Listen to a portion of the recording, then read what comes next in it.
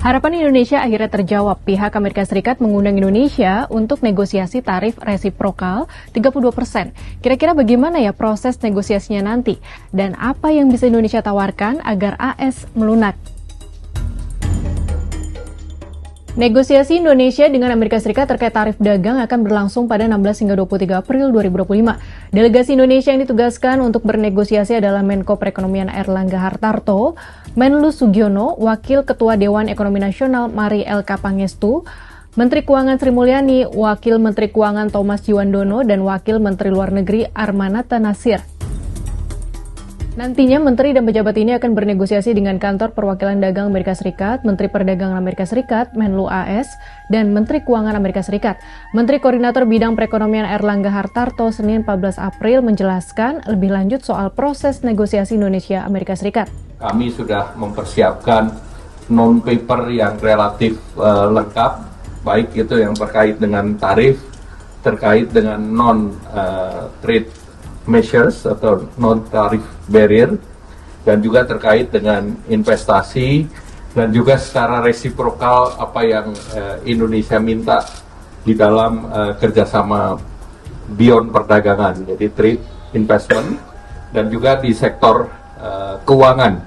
Oleh karena itu Ketua OJK juga hadir, jadi seluruh isu kita akan jawab, dan juga rencana daripada Indonesia untuk mengkompensasikan delta daripada ekspor dan impor yang besarannya 18-19 miliar dolar. Nah, oleh karena itu secara teknis sudah dipersiapkan komoditasnya, dan secara teknis juga Indonesia juga akan ada selain mengundang investasi Amerika di Indonesia, Indonesia juga akan ada perusahaan yang akan invest di Amerika. Dari pernyataan Airlangga, ada beberapa amunisi yang akan digunakan Indonesia untuk bernegosiasi dengan Amerika Serikat, yaitu soal kompensasi ekspor-impor melalui pembelian produk 18 hingga 19 miliar dolar AS atau setara dengan 319 triliun rupiah, dan investasi. Airlangga menyebut penawaran pembelian produk dari AS bertujuan mengurangi defisit neraca perdagangan Amerika Serikat terhadap Indonesia.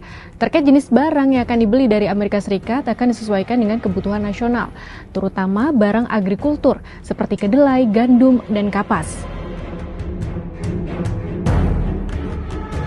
Berdasarkan data Badan Pusat Statistik hingga akhir 2024, neraca perdagangan Indonesia dengan Amerika Serikat mengalami surplus 16,08 miliar dolar Amerika Serikat. Sementara total surplus perdagangan non-migas 31,04 miliar dolar AS. Ekspor non-migas Indonesia ke Amerika Serikat meliputi garmen, peralatan listrik, alas kaki, dan minyak nabati.